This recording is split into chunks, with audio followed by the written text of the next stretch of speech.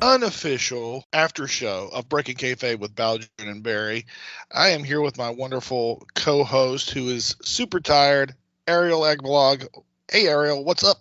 Super tired right now. Yeah. Yeah, they got you on the overtime, huh? Yeah, again, they got me overtime 4 weeks in a row. So, Wow. yeah, 4 weekends in a row, I should say. Are you gonna have a nice I'm check? Yeah, I mean Uncle Sam takes most of it, but it's fine, whatever. Yeah, I've heard that. I've heard that they take more on the overtime. I don't know if that's true or not, but Yeah, that's what I always heard people complain.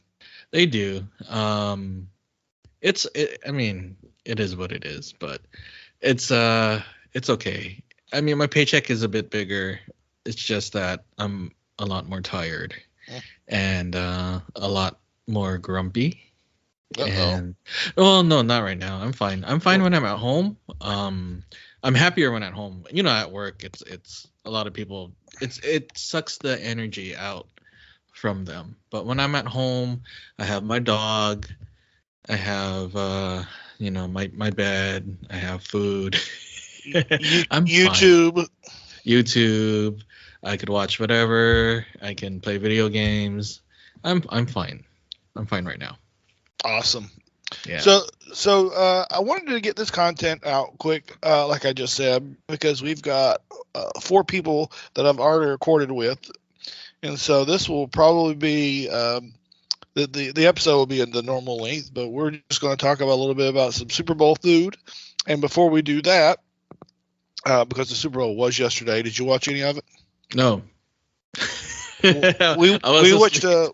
we watched a couple plays, and that was about it. And then we went back to the show on Netflix we've been watching, is called In from the Cold.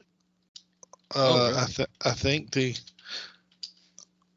Netflix In from the Cold. Yeah, In from the Cold. I got it right. And it's pretty good. It's like about the spy, and she's sort of retired from the spy world and has become a mother, and she gets sucked back into it. And it's a Mm. little sci-fi-ish, but it's really really good.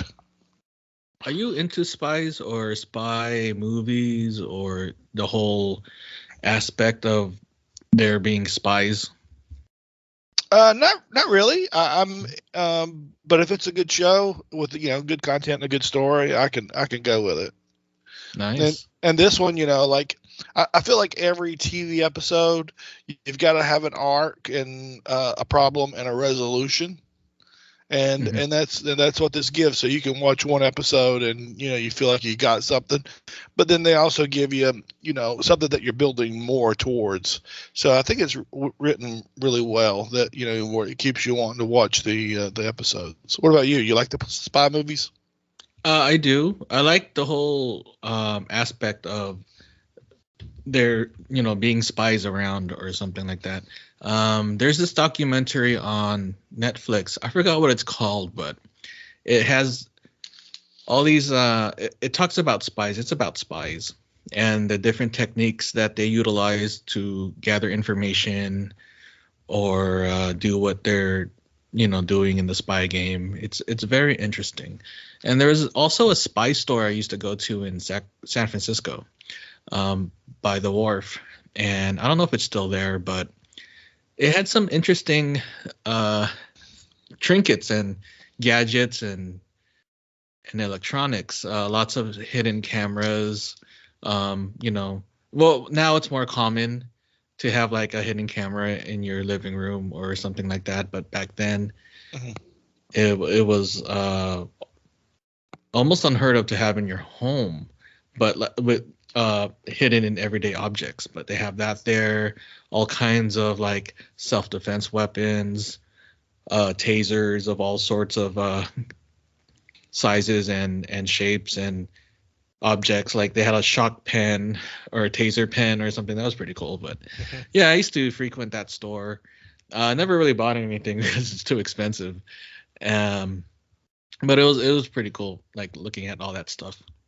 Yeah, yeah, it is. I see in the news articles where Apple's having to change the AirTag, um, because people are using those to spy on people. Yeah, that's pretty crazy, huh? Well, Oof.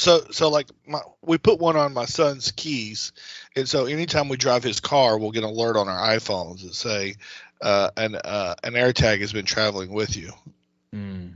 Oh, crazy. And we also have one on our little dog, the AirTag, because when we first got her, she bolted out the front door, Weenie. Hmm. And so we That's were afraid that she would get out and, maybe somehow escape the backyard. We wouldn't be able to find her. So we put one on her, and so it'll let us know when we've left her behind somewhere, but or when if I can't find her, I'll turn on find my iPhone and look at her, and it'll tell me which direction she's in. that's pretty cool. What's the range on those things? I think like 30 feet. Okay, not bad. Yep. And That's cool. yeah. So anyway, that's spies. Hmm. That's our spy segment for the week. So today we're going to have this lengthy discussion I had a couple weeks ago with the Spiker clan, Max Spiker, the Patriarch, Chris Spiker, and Dr. Spiker. And I'm really excited, and Chris was really excited for this too. And actually, he came up with a really good idea that we're going to do. We're going to have a bunch of people on, and we're going to call it the Broken Kayfabe um, Bash of some sort, maybe birthday bash. You got to have alliteration in these type of things. Of course. So we're going to do that probably when it gets a little bit closer to the Legends Fanfest. Okay, sounds good. Yeah. And so last week we talked about tipping a little bit, Right. and when you go to pick up and it's quick serve, do you tip? Do you not tip? Well, this week we had stopped and got Chinese food, so Hmm. I picked it up and paid. And so well, one thing that's interesting that we saw here is this Chinese restaurant uh, when the pandemic happened put up plastic all across the front so you could only walk in, and you had maybe like a space that was like 8 by 4, and you picked up your food from a window there that had plexiglass and plastic, and they would lift up the plastic, put your order underneath there, and that's how they did everything. Hmm. And when I went there this time, it's all gone, and it looks like it's getting back, business as usual. So that was good. But That's good. when I picked up the food, there was an option to tip, and I tipped a couple bucks. I think it was like $26. I tipped three, even though the person owns the place, and there's no servers. But I just feel like it's a locally owned business, and if I could give them a little extra, I'll give them a little extra. Yeah, that's very good of you. I mean, this whole pandemic thing, it affected a lot of restaurants, especially the local mom and pop shops that don't have the backing of a larger corporation behind them. So they do struggle very much. And it's getting a little bit better out there now. So they're getting back, most places are getting back to normal. And every little bit helps along the way for them to continue operations.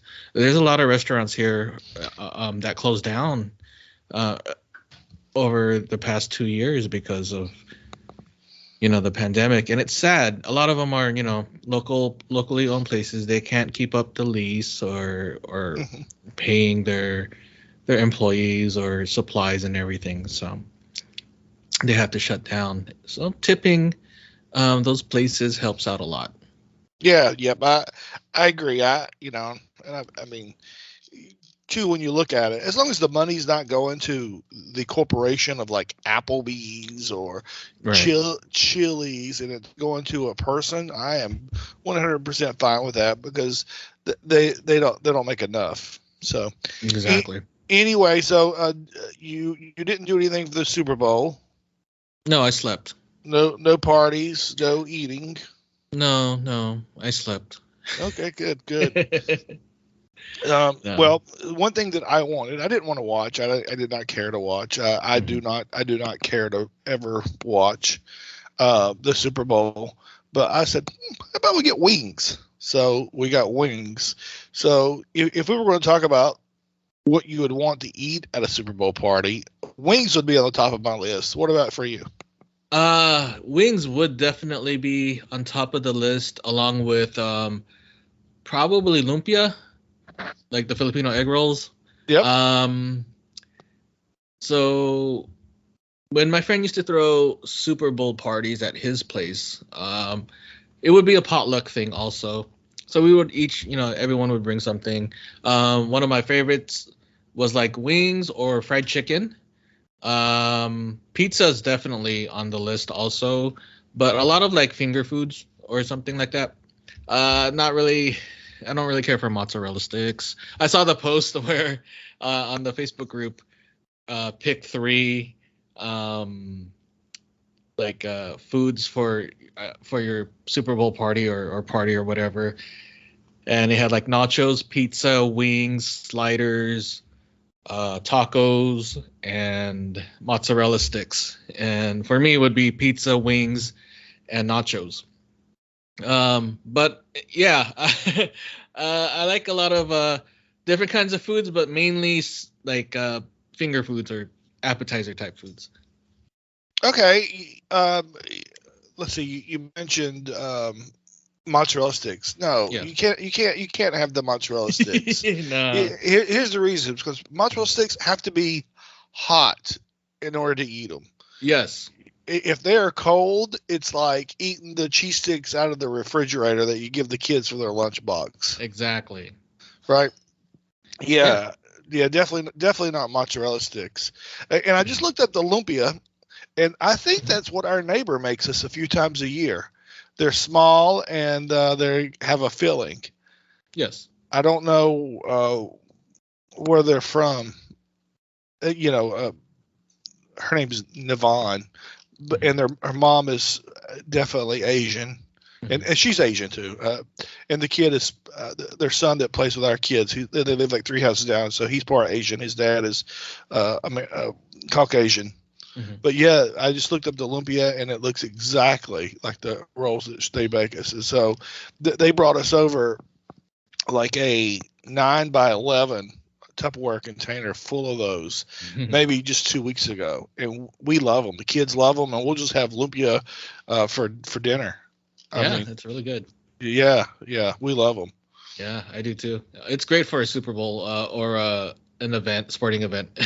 It's a little bit different from your traditional wings and other party foods, but lumpias are definitely delicious and great to have for any occasion.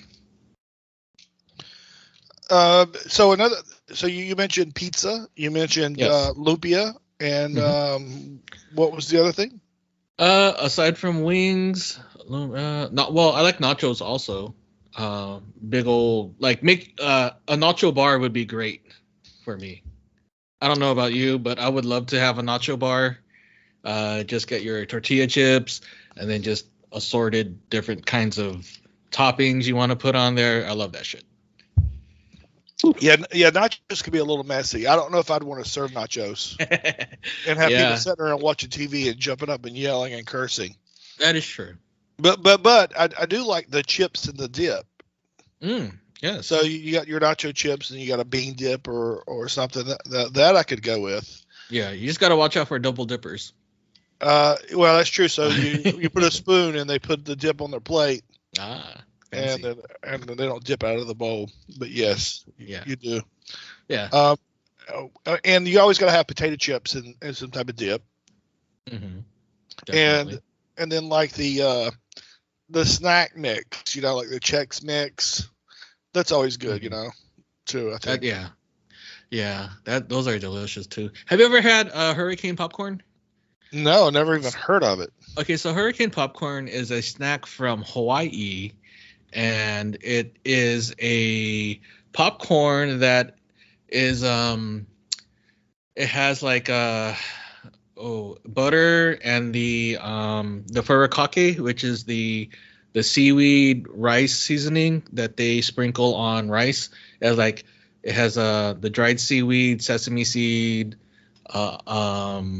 little bit of sugar, some salt, some other seasonings in there, Mm-hmm. and then also the rice crackers that you get at Asian, like a Japanese rice cracker, little snack thing, and then you just mix it all together, and it's really good.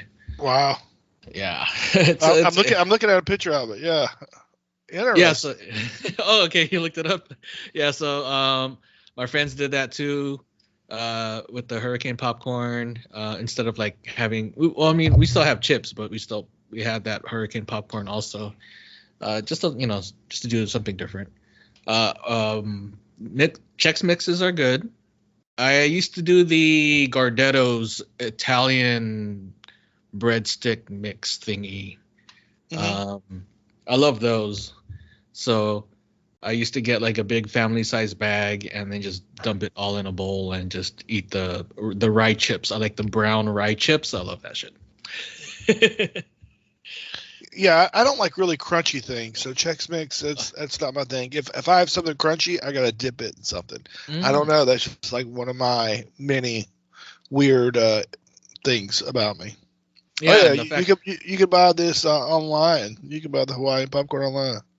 Yeah, you can. It's I mean expensive. the hurricane popcorn. The hurricane popcorn. Yeah, you could buy it online. It comes, but it's a lot more cheaper if you just buy the ingredients separately. So you could just buy your popcorn, go to the Asian market and get the furikake, seaweed nori seasoning, and then the little rice crackers.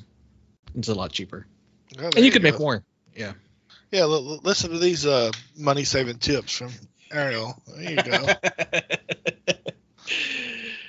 Yeah. So what else do you serve? Any other like extravagant dishes rather than the appetizers? No. No. Okay. No, but I know that people sometimes will have like ribs or cheeseburger sliders. Yeah, nothing wrong with that, but yeah, it takes time. It takes time, takes a lot of money, Mm-hmm. if you're feeding 10, 15 people. That's true. And if you don't really care for the game, you're not going to go all out and start cooking for everybody, Yeah, well, yeah, exactly. Yeah. Absolutely. Yeah, if it's just you and the family, it's just something quick and easy. Yeah, well, the kids were with their dad this week, so we could do whatever we want, and pretty much did. The Queen had me out looking for some new chairs yesterday. Oh, okay. Cool. And I sucked it up and went, even though I doubted we would find any that would work. She's giving me the eyes. But she's frugal, and we went to this place that was a hotel liquidation warehouse, which was basically this storefront that was like in a strip mall of just all this stuff that came out of a hotel. Oh, nice. Yeah, Any mini fridges? I want a mini fridge. Fuck.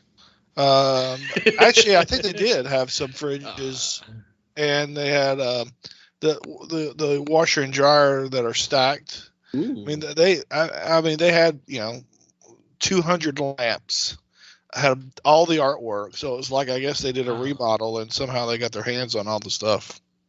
Wow, I see. Was this a Hilton? Fucking Hilton. I don't know. It's just, yeah. You gonna go off on the Hiltons too? Yeah, man. Listening to that Jeff story, oh my gosh, that really ticked me off.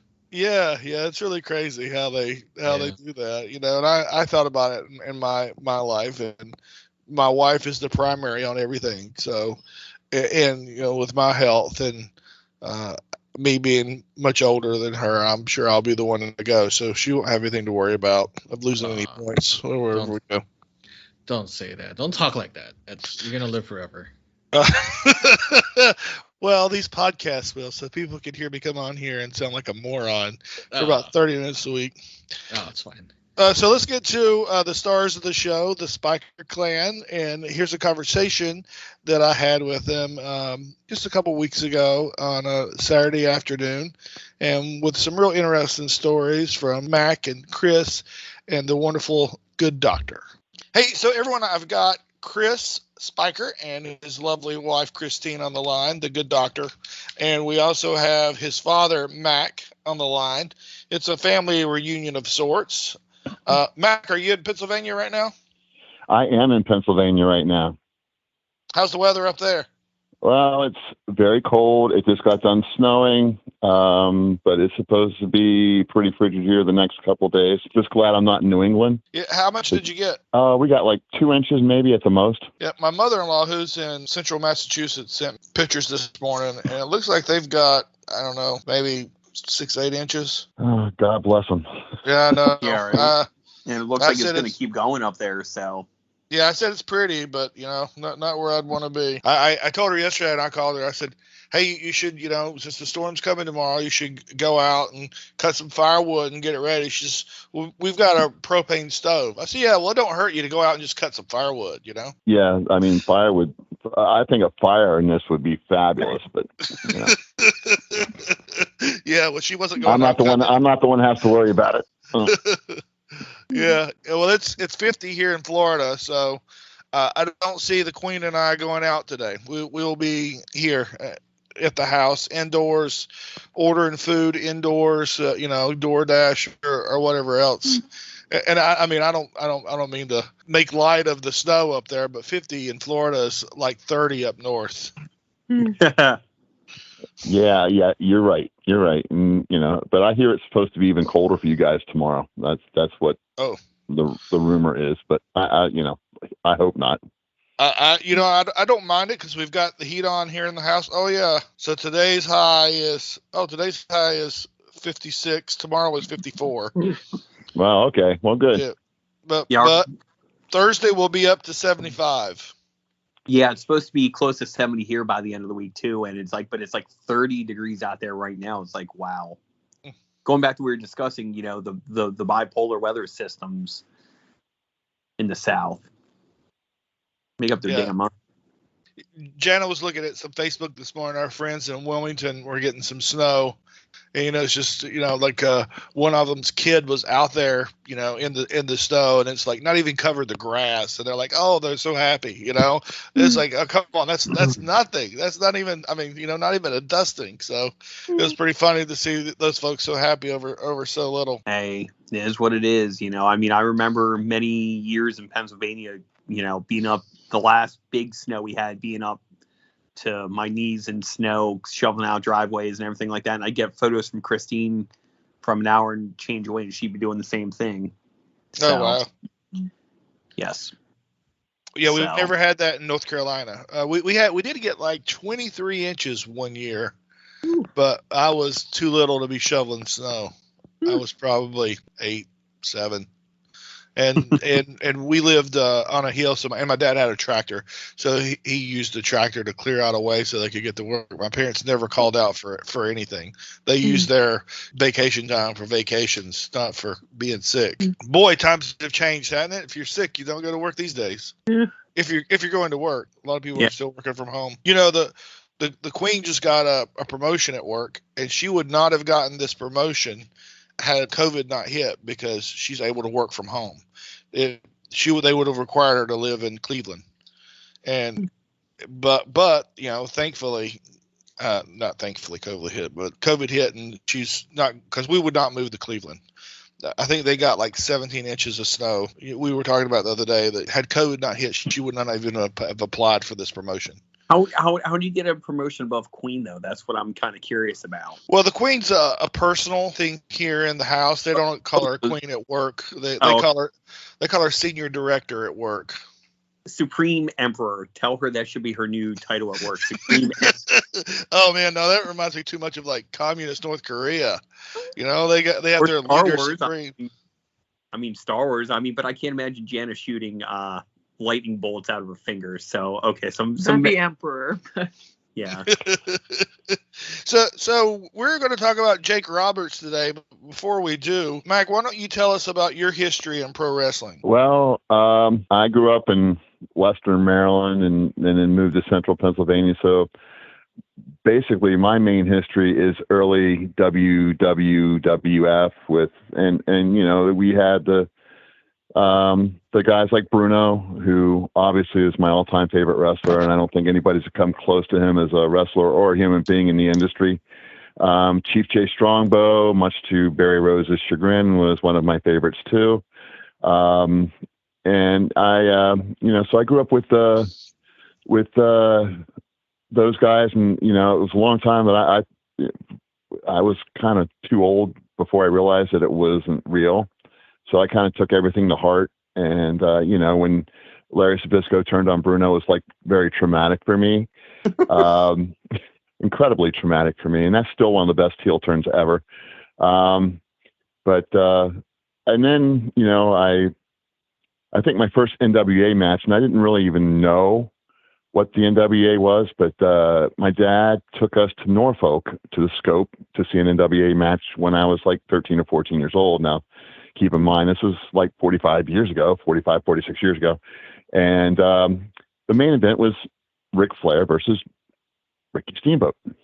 And, everybody has their ideas of, these guys and that rivalry. But when I saw these guys, they both had hair down the middle of their backs. And I mean, it was fast and furious. And I mean, those guys, they have an incredible chemistry with each other. And that was a very exciting time for me. So I realized that there was more to wrestling than just, the WWE. And but I grew up. I snuck in. My dad snuck me into my first wrestling match in Harrisburg when I was like 13, and Pedro Morales was champ or something like that. And so I saw some live action there for a while. But was it Grandpa that? Was it Killer Kowalski that Grandpa almost got into a fist fight with, or who was that? No, that would actually have been Larry Sabisco. Okay. Right after he turned heel, but we won't get into that about Grandpa. We'll just kind of keep that to ourselves. So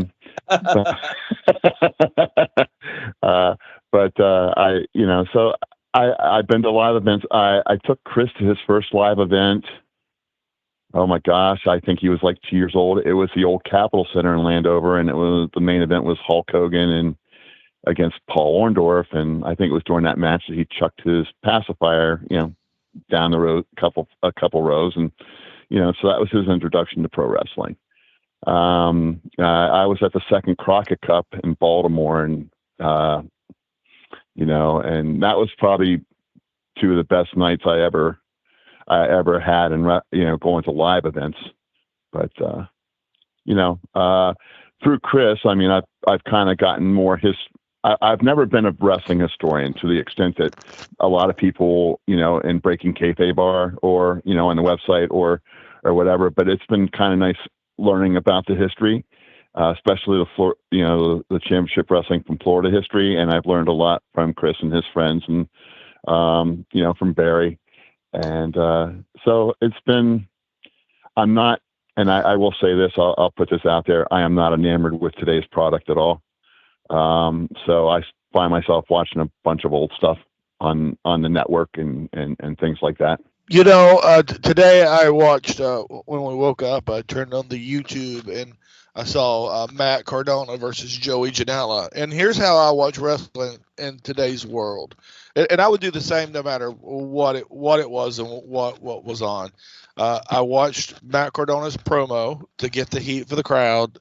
And then I fast forwarded to the end of the match because I like to see the ending. And that's how I watch wrestling today. That's how I watch AEW. If something happens, I'll watch the clip on wherever. If it's Ring of Honor or wherever, and it's something I want to watch, that's how I watch it. And the thing about Cardona now is, I mean, I was a huge Zack Ryder fan, and him in WWE, I had the headband, I had a shirt, I had everything. Dude was over, and he got himself over.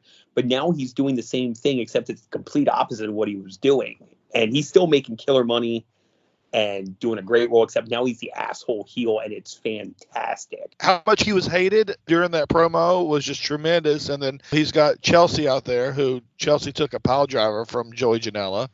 I thought that was pretty good. She was, hitting him with the kendo stick before, and then he sort of no-sold it, hit her with the pile driver, and then as he looks like he was going to finish Cardona off, in runs a mystery man with a motorcycle helmet on. Yeah, so it was all great. We're drinking caramel whiskey and ginger ale over here, and she almost put the ginger ale in first, and I had to remind her that the alcohol goes in first. Doesn't matter. They go in the same thing. It does? As a bartender, I always was told that the alcohol goes in first and then you pour the liquor in because it mixes better that way. Okay. Well, I was also told the liquor goes in there first so that people see how much you pour in there. Also valid. I can see and then it pours more alcohol in there. At a girl. Well, come on, guys. Let's be honest. At Glory Days in November, it didn't matter. No, it did not. So I like to taste the alcohol in my drinks, and I pour my alcohol in first. When I make the queens, she doesn't like to taste the alcohol. She likes hers a little weaker, so I pour the soda in first, so that soda fills up her straw a little bit. So her first sip is not straight rum. I remember at Glory Days, those Jameson and Gingers are really stiff. And I remember Fonzie going, man, he goes, these are really good vodka cranberries as he was pounding. I forget seeing how many was on his tab Friday night because it was a ridiculous amount. Why don't you talk a little bit about that, because that's something that I missed. So I found out. So I met Fonzie for the first time. Fonzie is amazing, by the way. I just want to put him over. He's a great dude, hyperactive, but he's legit. And he's still like a name today. And I mean, the thing he's most famous for is blowing into a whistle and get choke slammed and bleeding for Beulah in 97. But dude's got stories for days. And so the way I understood it was Thursday night, I came back to the hotel and Barry goes, hey, by the way, Fonzie's coming to hang out with us Friday night. He's going to come over. He's going to do a Q&A and we're going to go to Glory Days. Fonzie will hang out with us. So Fonzie did. Fonzie held court in the room there and stuff. And so then he came over to Glory Days with us and he happened down. Barry invited me and Travis to sit down there at the table with him. And Fonzie came over. Fonzie came right over to us and started talking. And so Fonzie just started talking to me. Like he latched on to me for some reason. And Dad won't believe that. But him and I just started talking. And he kept talking. That I can believe because you don't shut up. But anyway. But I know, and it was cool because, like him and I, we had real conversation between us.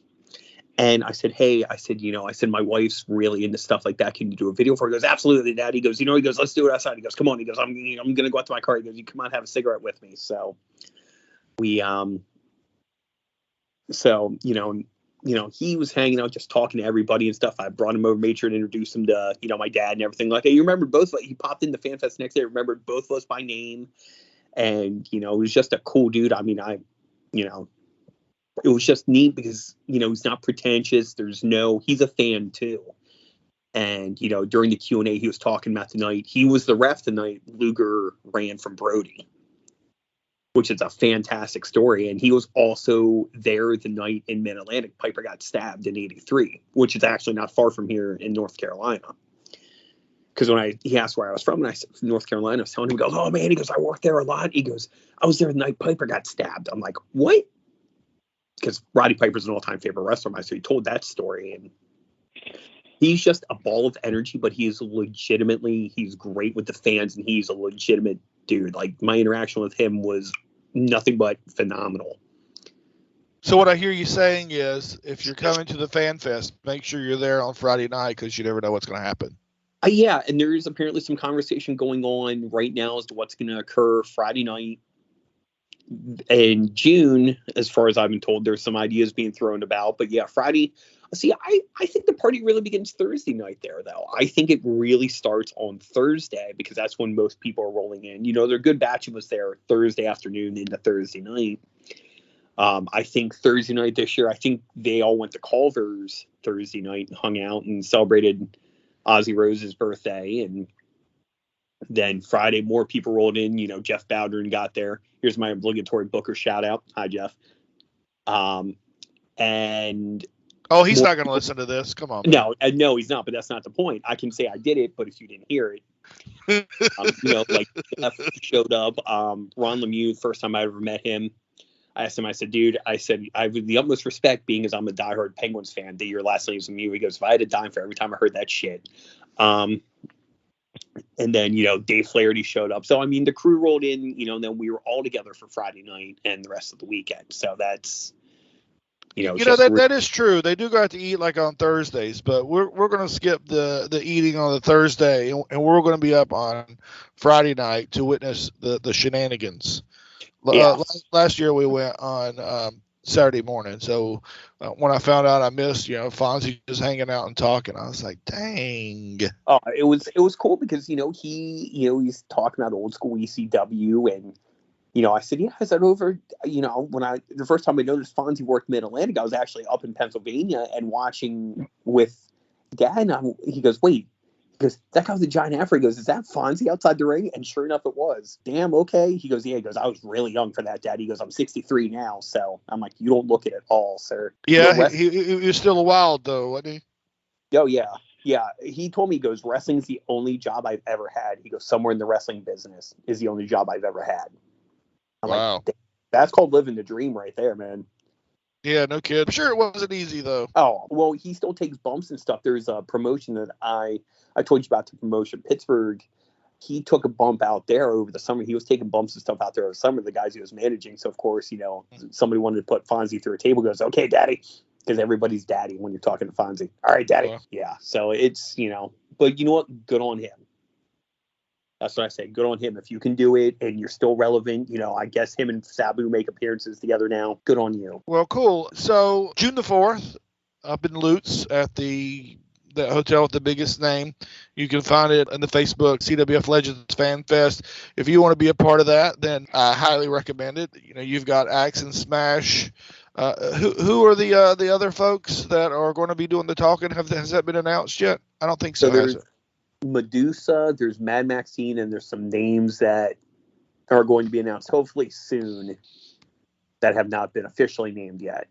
But well, good. So usually it's a cup of coffee. So in the morning from like 11 to 12 with someone, and then there's a little bit of a break, and then you come back, 3-4 o'clock, and you do a 2-hour dinner with someone.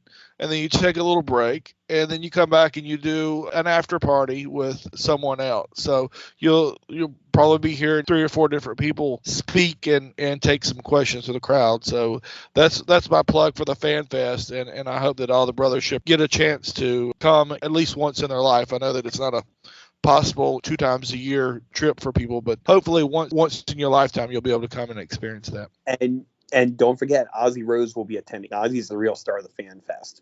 That is true. That is. It was really cool to see a big, cuddly, furry dog just stroll around.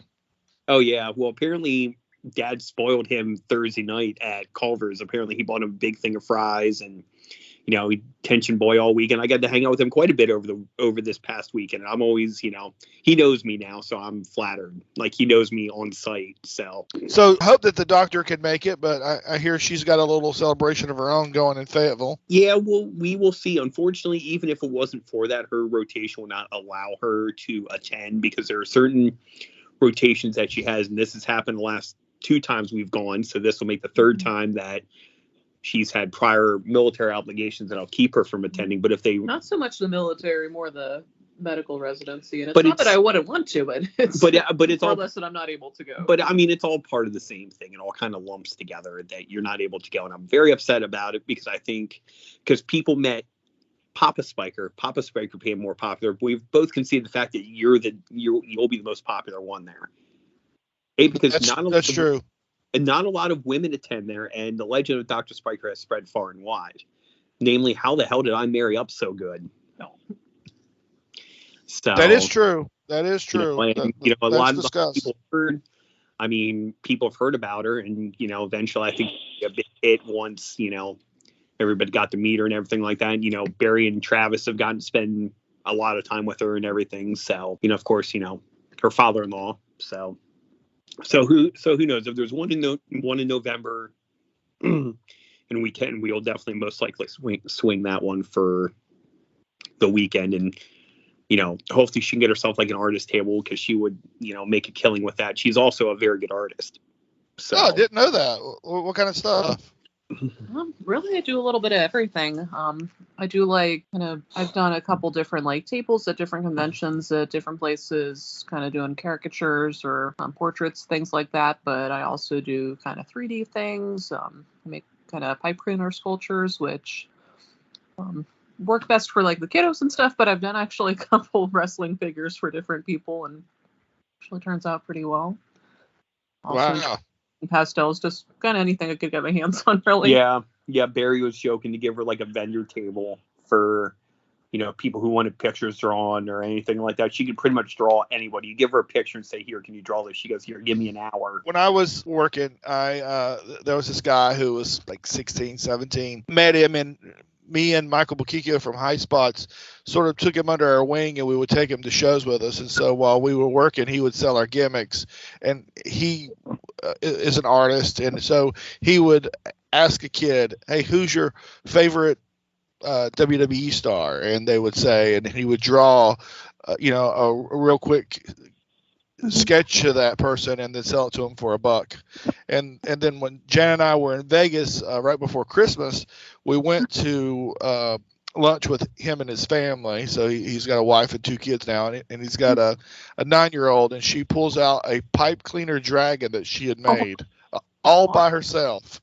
And it was so cool that, she just watched YouTube and got the pipe cleaners and made that thing, and she blew it out. So she's, got his artistic creative side. And then when we left, he sent me something she had drawn on her iPad, with like a, I guess, Apple Pencil or something. And it was this dragon, and it looks like a professional, piece of like art. That's a dragon. I'm like, wow, this kid is 9 and got his, really cool talent of, being artistic and being able to draw. And then plus she's like a really tall 9-year-old. I thought she's like 13. She's probably as tall as my 13-year-old daughter. He's like 6'5". So it was real cool to see the artistic genes get passed on, and really, really neat. So what else do you do? So you like the cosplay, obviously. You have the Red Skull, the Gamora. What? So you're into the sci-fi, the Marvel stuff, I guess. Frankie, kind of backtracking on the art thing a little bit. What is great for me to see this, and Dad can confirm that this is really cool, we've seen it numerous times, is when she'll do it for celebrities and they'll lose their mind over seeing it. We actually have some work that she's done for celebrities for them to autograph on the wall in the apartment.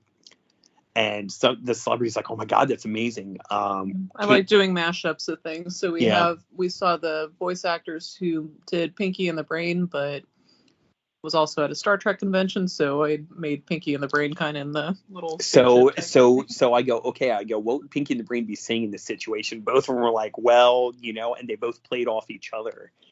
And it was just absolutely fantastic. And she did little like seashells for them with Pinky and the Brain on them. And both of them, the one and the guy who played Pinky's like, he goes, I'm supposed to charge for photos. He goes, but you know what? Come here. He goes, you guys have earned this. He goes, you guys get a photo with me for nothing.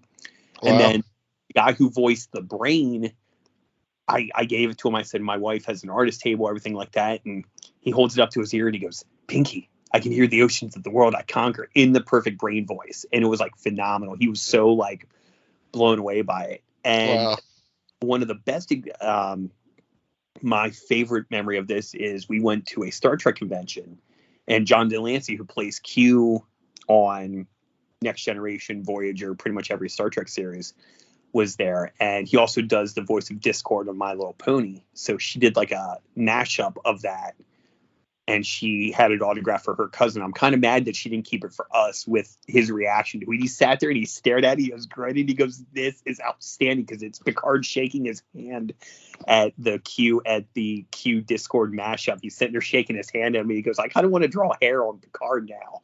And it was just like the magic moment. He was so like taken aback by it. He was like really impressed. Wow, that is so cool. So it's like moments like that when the people who you do it because of react to it in such a favorable, manner. That to me is the coolest part. So Chris, what are your talents? You made a stew that's cooking in the pot right now. There we go. I mean, the gift of gab, which I've worked on parlaying into things. I mean, I'm a writer. I'm now in between work, I do a decent job being a house husband. So talent I didn't know I had till about, For cat dad. Yeah, house husband, cat dad. I'd jack of all trades, master of none. I've become quite proficient as a cook, so life is good. I don't go hungry. Happy for that. And what about you, Papa Spiker? What skills do I have? Yeah, you got any talents? You're artistic. Yeah, I'm very proficient about being a tired, bald old man. Oh. I'm really good at that.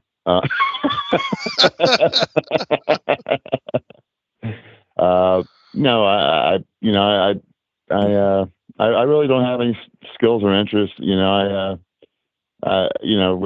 my life's been kind of a roller coaster ride the last couple of years, so I'm trying to refocus and find myself again. And it's good having Chris and Christine. They've been godsends for me.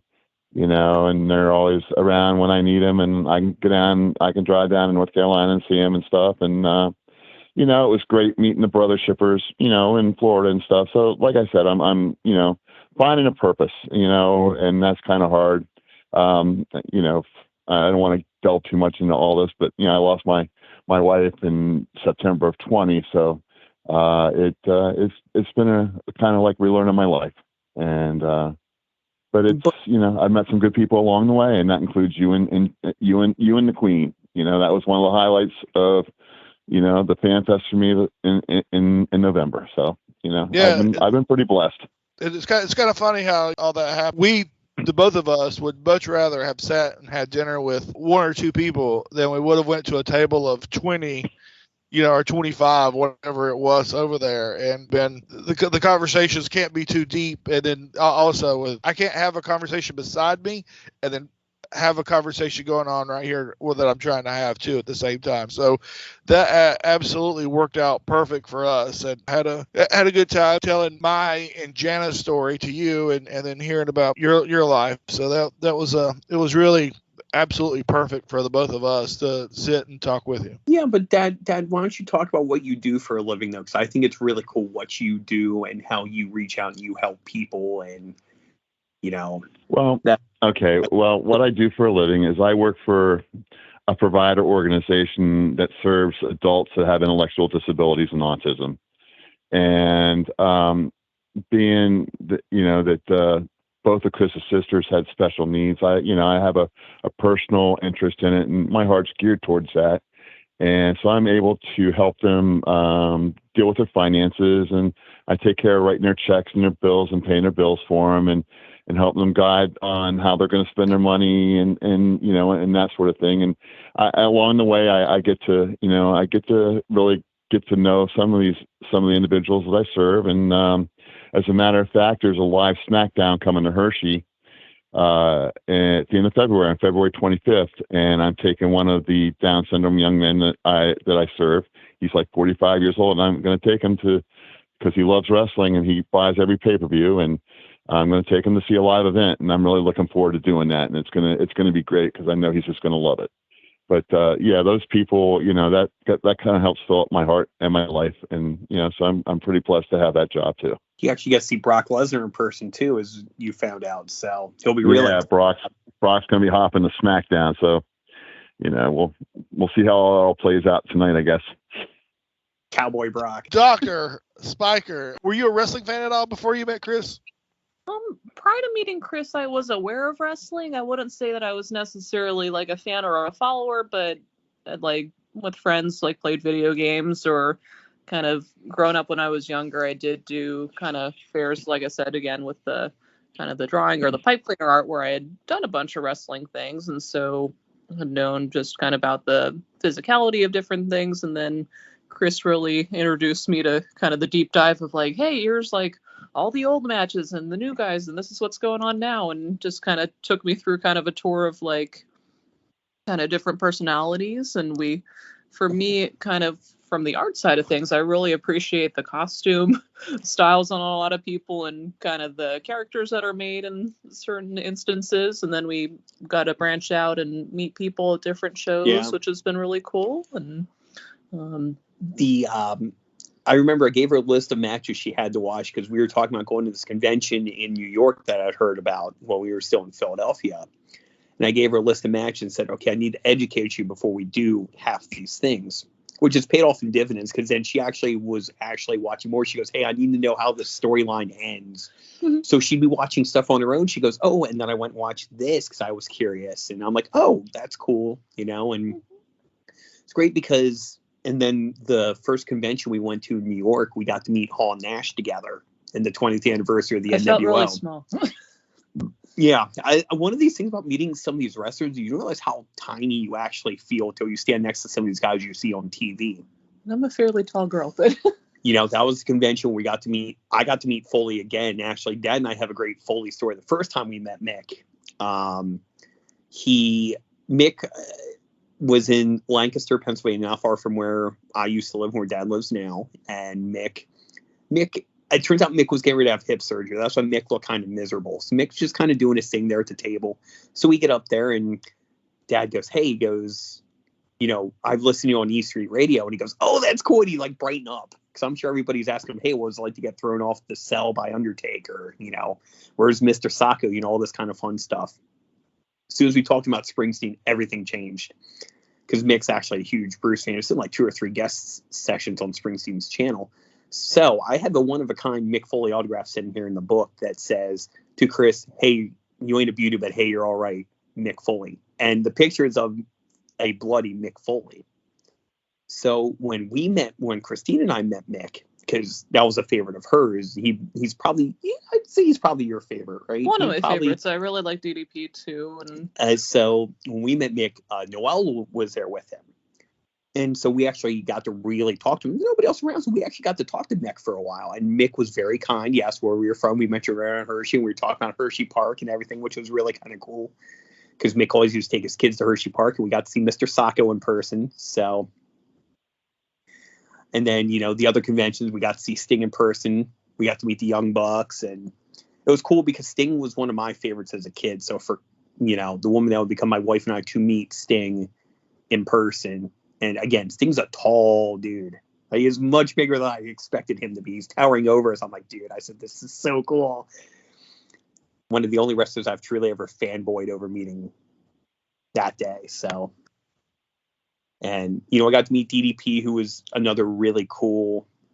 But the two that stick out in my mind were Jake Roberts and Roddy Piper, as far as meeting as terms of never forget the interactions with them.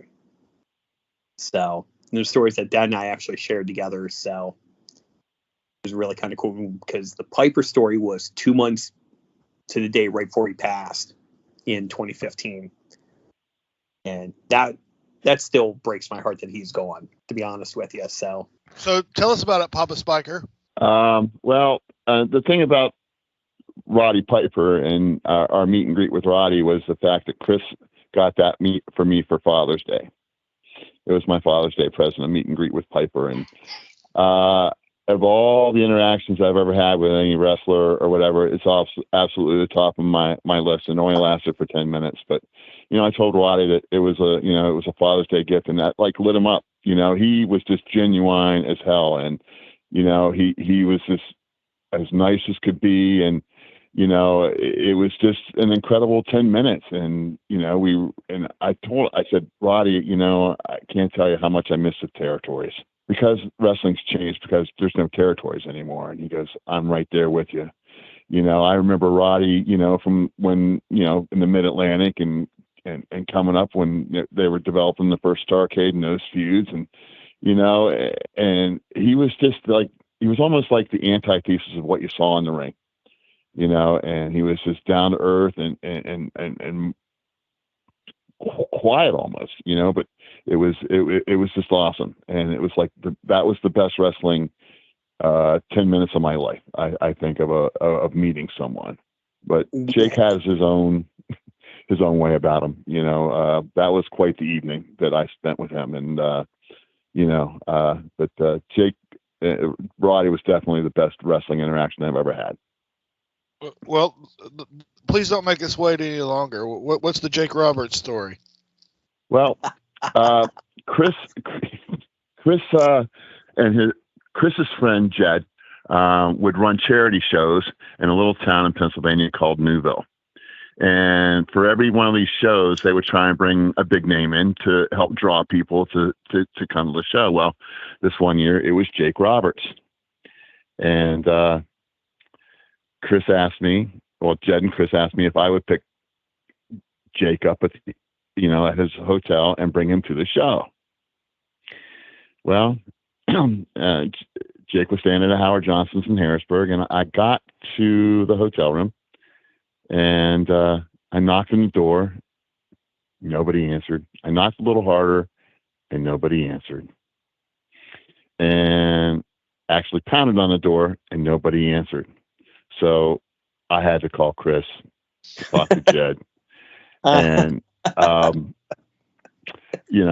what the hell am I doing? And I don't know what Chris and Jed talked about, but I think they were probably freaking out that maybe he had, something was wrong.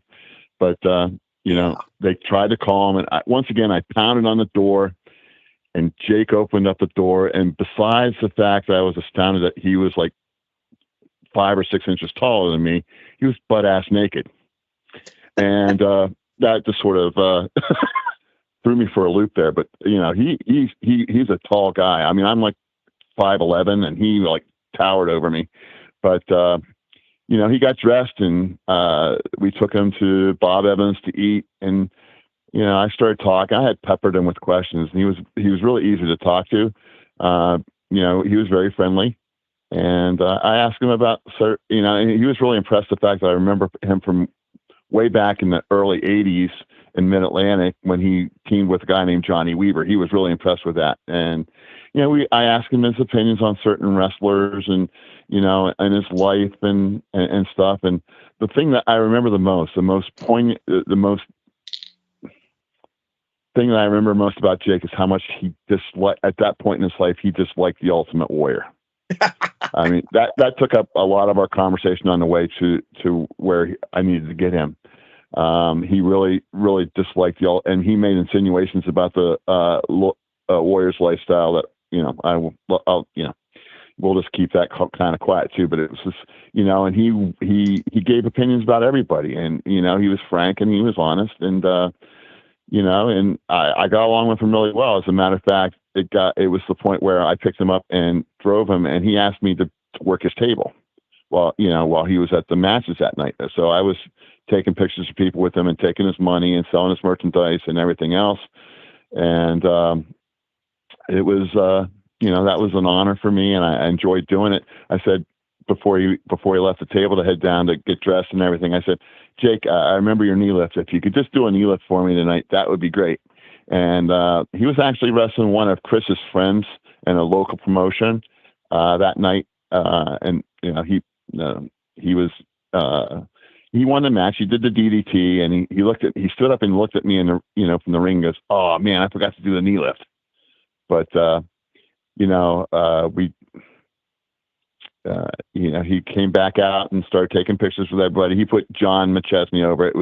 That was the guy who was wrestling, and said he was one of the future of the business and stuff like that. And he came back out and started taking pictures with everybody. And I handed his money, and the night ended, and we went, and I drove him. I was taking him back to the hotel, but we stopped at an Outback in Mechanicsburg to have dinner, and we had prime rib, and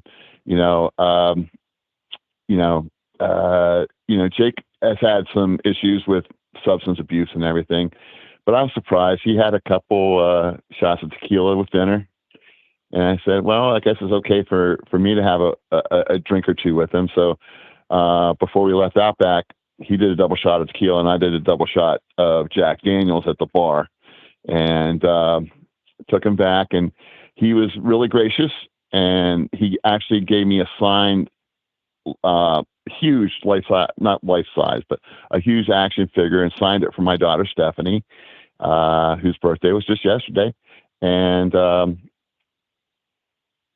he said goodnight, and I got him into his hotel, thank God. And then, of course, the next week was, if wrestling fans might remember how inglorious it was that he had a bad incident in Cleveland and fell off the wagon. And my son sort of jokes around on the reason that Jake fell off the wagon. It is all your fault. It was all my fault. There's more than one straw that breaks the camel's back. And the cool thing was when I picked up Jake at the airport, it was me and my longtime ex, who I refer to as Lord Voldemort. When Voldemort and I picked him up from the airport, he could not have been more gracious. But first off, I can clarify that he came out and I'm like, how the hell is he going to fit my little red Focus? Because he was a big boy. Mm-hmm. So we took him to Bob Evans for like brunch. And I said, we're sitting there at the bar and stuff like that. And she's doing her own thing. So I'm sitting there and Jake and I are talking back and forth. I said, Jake, I got to know. I said, you're one of the greatest talkers in wrestling history. I said, how'd you do it? He goes, to be honest with you. And you have to imagine him talking because he didn't change his tone or anything. It was the low Jake Roberts drawl the entire time. He goes, just imagine. He goes, I look at the cameraman. He goes, give me something to work with. And I remember he goes, the cameraman would tell me, okay, how about spaghetti? So gets the twinkle in his eyes that looks down. He goes, you down there. And he points at Voldemort. He goes, you got the noodles. He goes, and you, sir, you have the sauce. He goes, but I got the biggest balls of them all. I'm like, damn. I'm like, that was amazing. And I'm just like totally in awe.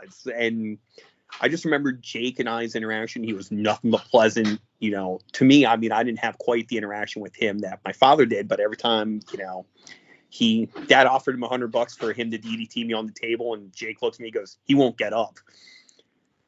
And then a couple years later, many years later, Christine and I went to a convention. Jake happened to be there, and I walked up to the table and kind of reminded me, he goes, I don't remember that. He goes, but thank you.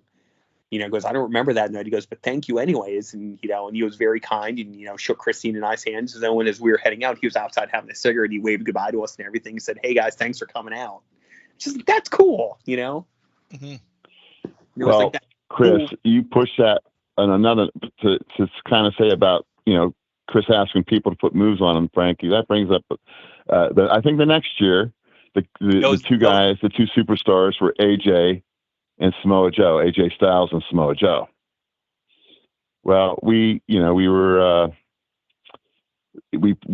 took them home from the matches. They wrestled each other. Samoa Joe won, and we were bringing them up when we stopped at Applebee's in Carlisle, and we had dinner and we were talking, and both of them at that point, were in TNA, and they just insisted this is just a job for us. We don't take it to heart too much, and blah blah blah. And we get out to the parking lot, and Chris asked Joe, "Come on, put me in a Coquina clutch, that one of his finishing holds."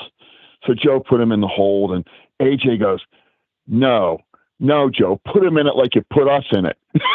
So AJ put the Coquina clutch on Chris, and Chris like, "Oh, this stop." AJ put it on. Actually, I heard. He goes, "You know what?" He goes, "Honestly, sir." He goes, "Honestly, bro." He goes, "I've probably been put it more than anybody else on the face of the planet." He goes, "I know." Yeah, that was just funny. That was another memorable night that we shared. Interaction with wrestlers, and to be AJ and Samoa Joe actually stayed at my house that night because it was summertime and there were no hotel rooms around here because of Hershey Park. So I got to take them both to the airport the next morning. That was another great night that we spent with guys. But there, it's been like I said, there's been some memorable moments, and but I'm just kind of sad that the business isn't the same as it used to be. And I think, that's why the fan fests are so popular. There's a lot of us that feel that way, and we're hanging on to, those memories and those guys that, that remind us of what wrestling used to be. Yeah, well, I don't even watch it. So, I mean, I don't even watch, the music.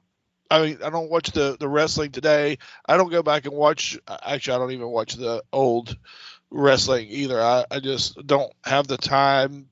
I guess it's more I just don't have the interest. I guess I could make the time. I could do that instead of doing other stuff. But I understand that it's evolved, and all things have to evolve. but just some of the stuff for me is a little bit unbelievable. And I have the problem of suspending my disbelief. I can watch, I don't know, Guardians of the Galaxy. But they're not trying to tell me that this actually happened. You know what I mean? But if you're trying to tell me that this is a legit competition between people, I'm not gonna let two guys on the outside of the ring stand up, get their arms together to get ready to catch one guy to come off of the ladder. I just have a hard time with those kind of spots. Of sure it's good for the theatrics of it, but yeah, I have a hard time with that kind of stuff where it's just like, yeah, whatever. Do I think that we should have somebody should work a headlock for 20 minutes? Absolutely not. I mean, times have changed from those days of that and being able to do that, and that being able to keep the audience's attention. Just like the music I listened to as a kid is not music that I listen to now. So I keep that like in my heart, as that was my childhood or younger years, and I appreciate that and hold it close to my heart. But I don't mind watching the clips that I see of the big shocking moments. For instance, the Royal Rumbles tonight. And Chris, was it you and I that were speaking that you said they ruined the surprises, which is the whole deal of the Royal Rumble. Yeah, but they're going to come across tonight like nobody reads the internet. And announce all, and they'll freak out that what people have known all along, and that's part of what's really wrong. With it, that the internet, the spoilers have just ruined it for a lot of people. And the other thing that for me, from my point of view, that has changed is they really, really, well, to the point where there aren't any, the lines between good and evil have been blurred so much, or have actually disappeared in some things. That's what made wrestling what it was for me. It was like there was a good guy and there was a bad guy. And and maybe it's just a reflection of things that are going on in the world. I don't know, but wrestling was a whole lot easier when you could definitely root for somebody and root against somebody else. And I think that's part of what's missing too, that dynamic. Yeah, I would agree with that. Back when I would go see it as a kid, the first match was two guys, and one really didn't heel and the other didn't babyface much. It was a clean wrestling match, and for some reason that first match always went to a Broadway, a time limit draw. So one that I remember was Mike Davis and Cowboy Frankie Lane. I'm not sure where that was. It was either Winston-Salem or Greensboro. And I remember, if one played, the good guy, it was Mike Davis, but it was pretty even. So it's kind of interesting that, there's a lot more tweeners now, but back in the day, that first match was also not there wasn't usually a lot of hair pulling, a lot of grabbing the tights. It was, usually that first match was two guys pretty even, having a kind of a clean wrestling match, and then boom, they get out of the ring, and then from then on, you definitely had the baby face in the heel. Yeah. I mean, that's what else. Wrestling is, the styles have changed, and I get it. I mean, like you said, things evolve, but it's just not the same. And, I know a lot of people feel that way, and, especially in the brothership that, we talk about old stuff, and, there's a lot of history that's always brought up, and, on the Facebook pages or whatever. And then during the Breaking Kayfabe show. So it's, I'm just glad that we have that to kind of keep us, alive, keep that old spirit alive, So Mac, what were some of your favorite moments of the CWF Legends Fanfest? My favorite moment, let me see. I know that he had his own issues, later on, but meeting Denny Brown was actually pretty cool for me. Before he, whatever he did, because the last match I was watching Mid-Atlantic, and he was always kind of involved. I mean, he was a junior heavyweight champ or whatever, but he was always a good technical guy. He was like what we were talking about, and So I said to him, "Hey, it's really cool. I've been watching old Mid Atlantic stuff, and your match was one of the last ones I saw. Meeting the grappler, I thought he'd be bigger. From watching him on the old Mid South stuff. So, watching everybody interact was fun. Meeting the brothership, meeting the guys Chris has talked to me about. I had met Travis Reigns before because he came over to Chris's house when I was visiting Chris. But meeting Mike Herrick and meeting Chris Saw and and meeting Ozzy and stuff, it was the whole thing, like we've all talked about. You get there, Thursday night or Friday, you meet, you mingle, you fellowship, you talk, you drink, you eat, and then Saturday comes, and that's like the main event, it's the brother shippers and that fellowship, I think, that makes the Fan Fest what it is, more than maybe even some of the guests that you get. I mean, I honestly, I came to Fan Fest. My biggest deal, and the guy I was most interested in meeting was Bugsy. And I got to meet Bugsy. I saw Bugsy. I got his book. But you know what? Those guys. I mean, Fonzie was fun, but the fellowship was what made it all worthwhile. So that's, for me, that's what made the Fan Fest what it was the fellowship. What say you, Mr. Chris Spiker? It's like we kind of discussed, it's getting to hang out with everybody and getting to, you're in the hotel lobby at 2:00 in the morning, me and, Philip Kahn, who's he's a plastic surgeon in Wilmington. And, we're talking about the joys of medical residency because he had to go through what Christine's going through. And, we're just shooting shit about that. And, all the different people from walks of life brought together. And the Fan Fest itself is cool. I mean, getting to meet all the athletes is cool. As I said, hanging out with Len Denton, getting to spend as much time with him as I did Friday was a highlight. It was very gracious, very, really, really cool. And the Cuban assassin thought I was Barry's kid there for a hot minute, which was kind of funny. Well, Barry can have you most days, bud. Yeah, I think Barry's. I don't know how much he'd complain about that.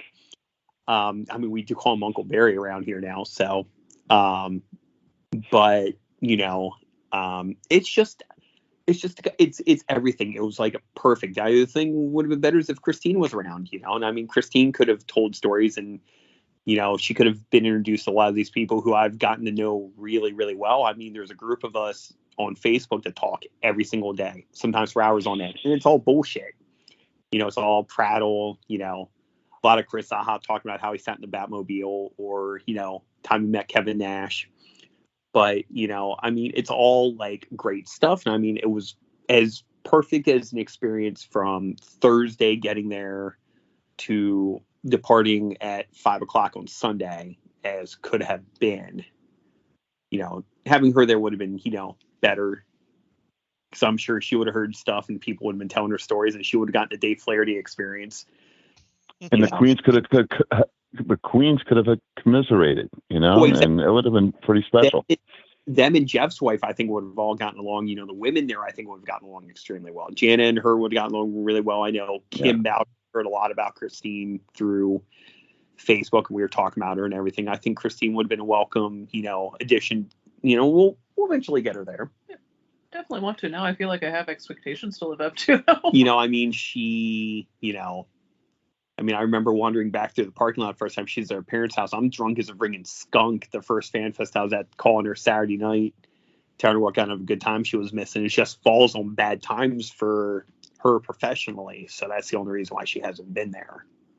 I'm just gracious that she lets me go and do pretty much whatever I want. So, I'm lucky in that regard that she's, so kind and so understanding to say, okay, here. It's a trusting relationship. I know you have a good time with those guys and it's a good experience. Go down there, just make sure you make it back in one piece, which I have. So So I mean, it's all a good time, So Yeah, for me, meeting the legends was good. Seeing them and hearing the stories. And I'm just going to say my personal feelings on this is that hearing them talk was more fun than actually meeting them. That's just me and my maybe my personality, my quirks, but being able to hang out with you guys, so it's like this group of people who are supportive and fun and funny and make jokes and have these, relationships.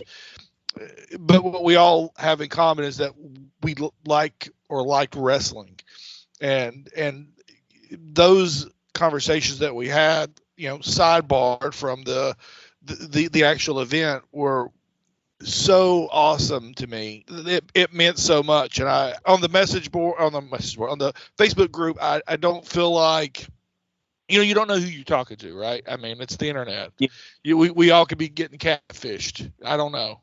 Yeah. And then you show up in person, and now you can put a face, a person, a human to the post. Yeah. And then you completely get it. And that's really, me. So I'll the brothership, number one. Number two would be just hearing them talk and their stories. And then number three, especially when they tell stories they haven't told or haven't told 1,000 times, because we've seen the shoot interviews, and you hear the Ricky Morton say our business, and it's not like it was, and blah blah blah blah. When you hear hear a story that you haven't heard before, that to me that was really, really special. And then the last part was meeting them.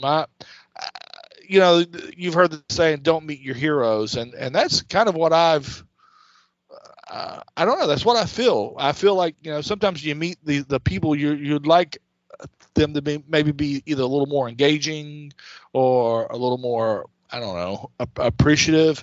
So I mean, I don't care. It's cool. It's cool. Yes. Oh, I met Jerry Briscoe. I met Lynn Denton, Cuban Assassin, and I met those guys. But really, for me, it's the brothership, and then hearing the stories that you probably wouldn't get to hear otherwise. When you get this, sometimes with wrestlers, they don't want to break down the walls. It's like, when Jeff and Barry ask, hey, we're going to have so-and-so on, do you have any questions for them? I can't think of any questions. Never, because I don't remember wrestling. I stopped watching wrestling for 20-something years. So I don't remember. I don't remember parts of their career, the highlights, the lowlights. I don't remember any of that. But I don't have the room in my brain to keep that stuff in. But I am interested in, you take somebody, let's just Bob Roop, for example. Bob Roop was an Olympian, and he was the AAU champion. And so he had to work really hard to be this really good wrestler. I was more curious, what did it take for him to do it? What was his training like? How did he go 5 days a week? Was it just his high school middle coach? That to me is what's interesting. I mean, also, like, hey, were your parents involved in you wrestling? Was your dad, had he been an amateur wrestler?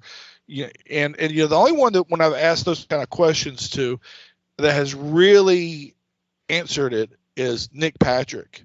And so it's like, I don't remember what I asked, something about the family dynamics. And he's like, oh man, my mom was the hero. She went to all my games and she attended everything. I don't even know how she did it. He talked for maybe 5 minutes about how great his mom was, and then how great his dad was when he was there. But hey, he was on the road and, making money for the family. So he wasn't always there, but for him to put over his mom, that's what I want to hear. Or hey, you know what? Nobody was really there. I was left to my own good to attend for myself.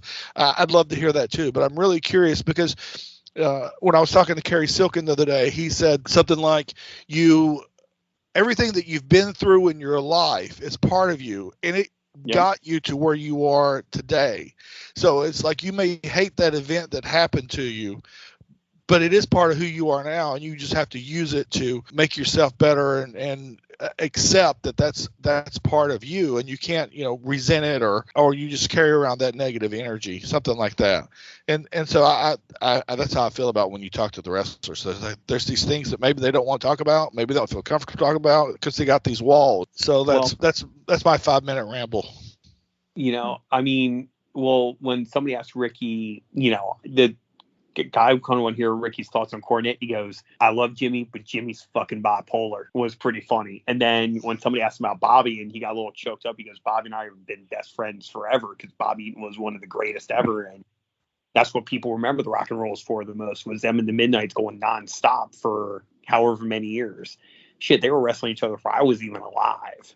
So, for me, that was cool. And I got a chance to tell him that. I was like, guys, then no offense, but you guys were winning tag team titles before I was even alive. Something coolest. And, it's like the kind of random interactions you get with some of these guys. Like Ricky Morton, Dad and I drove Ricky to the airport in the morning, but, Barry hooked us up and said, Ricky, this is Chris, he'll be taking you to the airport in the morning, and Ricky's like, thank you so much and everything like that. So we swapped phone numbers. A few minutes after we swapped phone numbers, I get this phone call from Ricky. I'm like, yeah, and, Ricky, everything cool? He goes, yeah, man. He goes, everything's cool. He goes, I just have a random question. He goes, it's daylight savings time. He goes, can you just call and make sure I'm out of bed at this time? He goes, can you call me like 15 minutes earlier just to make sure I'm out of bed? I'm like, yeah, sure, man. He goes, thank you, brother. I appreciate it. I'm like, yeah, it wasn't the best question he asked you, though. No, we're not going to go into that here unless Frankie really wants me to put that out there in the open. No. I feel like where you're going, it might besmirch the good name of Ricky Morton. No, yes, and no. In a way, it was more funny than was anything else. And all things considered, it's probably not surprising. It's just really kind of funny. So, well, that's up to you. Well, let's build you a Patreon, and I will tell the masses the story once we get you on Patreon. How about that? Okay, good. Well, I'll tell my Ricky Morton story. So I'd probably wrestled with Ricky Morton probably close to a half dozen times. I had 1 or 2 one-on-one matches with him. I think 2, and then a couple tag teams. And this was 97, 98. And I'd probably been on, I don't know, another half dozen shows with him. Always, polite. We always made jokes, shook hands, all that. So I go up to him and I say, hey, Ricky, you probably don't remember me, but, back in the late 90s, we worked together a few times. He goes, oh, yeah, who for? I said, well, different people, but, my cousin was Bobby Seacrest. And he goes, oh, yeah, Bobby's dead. I said, yeah, I know. Thanks for reminding me. And he's like, oh, you want something signed? How about just a picture? I was like, shit. He ignored everything I said about working together. And I mean, I could throw some dirt out, but I will not. There's no need. Ignored everything I said about working together and just like blew me off and took the picture. It was very awkward. And so here's my take on it. My take on it was the front of the line just getting set up, and some guy in front of me just bought $100 worth of stuff. And so Ricky Morton was thinking, hey, I'm at my gimmick table. I'm in working mode. I'm Ricky Morton, got my sparkly jacket on, got my mullet spiked up. It's, hey, let me sell some stuff to these marks. He wasn't like settled down. And I think had I went back a couple hours later where they had time to just sit there and realize that they're not going to be selling $100 to every person that walks up to the table. Yeah. I think I probably would have had a different experience with him. Yeah. No, I can definitely understand that. I mean, they're there to make money too and thing like that. And they're not quite as unassuming, it's like Bob Roop would be. Bob would be like, when I met Bob, the first fan fest I went to, Jeff introduced us at breakfast Saturday morning, and Bob goes, oh, where are you from? He goes, I'm at one asking me, he was like, no, he goes, let me hear about you. So I'm like, we just moved to North Carolina. He goes, oh, what part? And, why are you there? And I mentioned my wife was military. He goes, please give your wife a hug for me and tell her I said thank you from a fellow, former serviceman. And he talked my ear off about his military time. And I just, complete awe. It's just the guys that are like just there to have the good time. Yeah, you've made, you're there to make money, obviously, but it's the people that get more out of it just, because you feel like they care about what you think and what you say, and they remember these interactions. Like, I told Len Denton the story about Jake the night when we were in the car on the way back from Publix. He goes, I said, when you see my father in the morning, ask him about buying you a tequila shot. And he remembered, didn't he, Dad? Yeah, he did. He goes, God damn, he goes, that does sound like Jake. I'm like, oh my God, like, that's tremendous. My. Like, God damn, that does sound like Jake through and through. He goes, he was nice to you the whole time though, right? I said, he was a class act the whole time, to me at least. He goes, definitely sounds like Jake. So yeah, that was. Well, cool, fellas. Is there anything else y'all want to talk about before I go and turn back Netflix on with the Queen? Yeah, I think you better get going and start making a good day with the Queen. I don't really have anything else. I appreciate you having me on. It's good talking to you on a personal level, and thanks for having me on the podcast. Oh, I do have one question that someone asked me to address. So, Mac, sometimes when you post on Facebook, you'll say my dad, but it sounds like you're talking about Chris. Are you? Well, Chris started that shit. Okay, I don't know how. I really don't remember how it got started, but it's kind of like it's an inside joke that Chris is my dad, and so far he hasn't really embarrassed me too much with it yet. But I don't really know how that joke got started. But if he wants to be my dad, that's fine. I can start being the son that he was when I was his dad, and I can even it out a little bit. I knew that's where that was going. So sorry. So those stories will be available on the Broken Kayfabe $10 Patreon tier, coming to you soon. But no, I remember how it started was, so I introduced my dad into the Breaking Kayfabe Revive. I remember where we were. We were sitting at lunch in an Italian restaurant in Hershey the one day. It's a very special place to us. And I said, Dad, we should get you in this Facebook group. That way you can understand some of these jokes going on.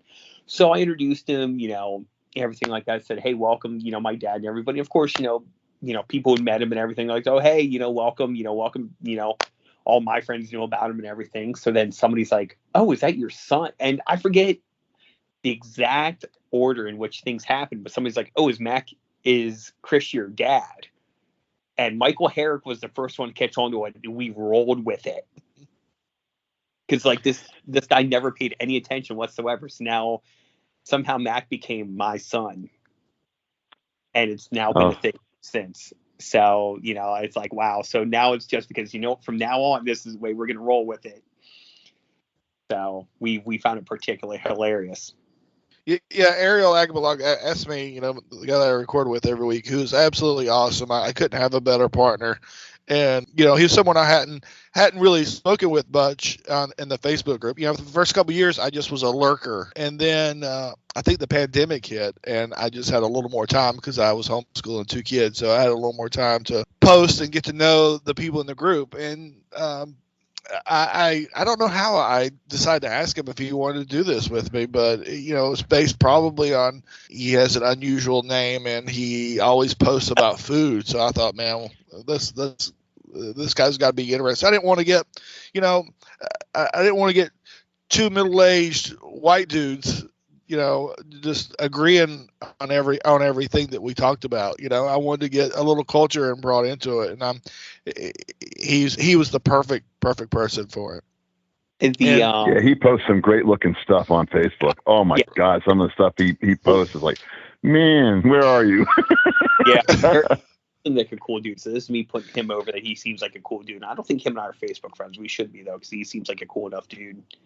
Oh my gosh, yeah, he is so funny and so nice. And he messaged somewhere in the group. He's like, man, I have got to stop laughing so much. I sound ridiculous when I laugh. I'm like, get out of here. It's the best part, when you just let yourself go and just have fun on the podcast. And it's and in the podcast I just started because the guys and the girls in the group are just so interesting. and so entertaining and so funny and so nice. It's like, and another reason is this. Another reason is that I think that I would love to have a video or audio of my dad just talking about something he was passionate about, or my grandpa or my great grandpa. So in 200 years, there's going to be someone who does a genealogy research, and Chris Spiker is going to pop up in it, and they're going to find out that this Chris Spiker that they're related to that lived in Fayetteville in 2022 was a big wrestling fan, and they'll find this podcast and hear him talk about his love of wrestling, and then they will be able to hear Chris and his dad talking about these experiences that they shared together. And I think that is freaking awesome. Yeah, it really, really is, and I mean, and it's cool that we've gotten to be that far, and someday maybe we'll have, like you see in sci-fi, you have like the holograms of people telling these stories, and you have these audio recordings that we pass down through time. Obviously, like things are, I mean, shit, it's 2022. We're listening to Elvis Presley recordings from the 50s, and and all these other magical things, and here we are 60, 70 years later, and we're still finding things, and we're able to do new things with them. Yeah. So anyway, thank you all for spending this hour and 15 minutes with me on a very cold yet sunny morning here. And thank you, Doctor, for coming on. Please come back on again when I have Chris on, and we'll talk some more about some art and some art tables, and we'll talk a little less wrestling. And I won't let Chris, bulldog the conversation over there on your end, because I'm sure you've got some great stories of how being in the military. I could probably share a couple of mine too. And Mac, always good to talk to you, man. Yeah, good talking to you too. I learned something new today. I did not realize that you were a professional wrestler at one point. So we'll have to talk about that sometime. I don't talk about it much. Okay. Well, then recently. I haven't wrestled since 2003, but only recently did I tell like friends that I had been a wrestler. And when we went up to North Carolina, I took a DVD and showed them some of my matches, and they just were in awe. That's awesome. Well, I think it's great, but thanks for having me on. It's been a pleasure talking with you too, and hopefully it'll work out that we see each other in June, bud. All right. Sounds great. Y'all take care. Yeah, you too. Take care. Bye-bye. All right. Later, Frankie. Bye. All right, Ariel. So that was the Spiker Clan. Coming up next week, we will have Jamie Ward, the Facebook group's favorite postman, I would say. Mm-hmm. I don't know anyone else that's a postman, so we could say he's the favorite. And hey, if you're not a member of Breaking Kayfabe with Bouger and Barry, the Facebook group, or if you don't listen to their podcast, then I don't know how you found ours, but go listen to them. It's a lot better. And join the Brothership, which is the Facebook group. A lot of good people in there supporting each other and having a good time. Absolutely.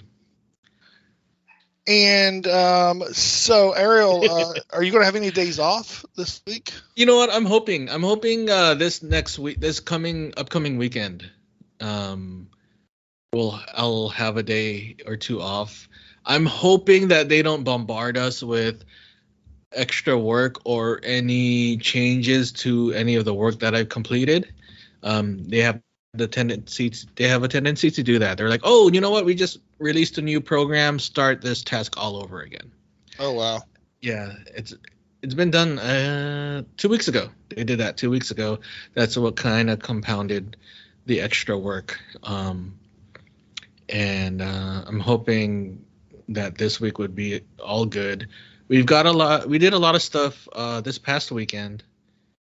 We got a lot of stuff finished, so I was really happy with how productive we were, and hopefully this week would be a lot easier.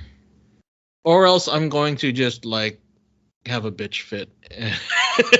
Oh wow! No. Actually, I would probably just tell them you know what, I can't work this weekend. I have stuff to do, so. Yeah, I have to sleep and watch YouTube, so no, I'm not coming. Yeah, exactly. Man, rest is just as important as working. Of course it is. It's Man, it's nowadays it's because I can't see. I'm doing it right now. I can't think. I'm always in a fog in my mind. I'm functioning only on caffeine right now. I'm drinking coffee and I should be sleeping in a couple of minutes. I'm drinking coffee right now, just trying to. It doesn't even work. My mom buys Folgers and it doesn't work. it's like bullshit. She waters it down, so it's like ugh. But I'm constantly on like energy drinks and the instant coffees, or the coffee at work sucks. So I'm just trying to find other ways of staying awake and but yeah, I'm always caffeinated and my heart rate is always high. So, well, take a break, get some rest, take a nap, watch some YouTube, relax. And then I'll talk to you later in the week, and we'll release another wonderful episode with a conversation with a brother shipper. All right, guys, everyone, thank you for listening, and hope to see you again. All right, bye. Bye.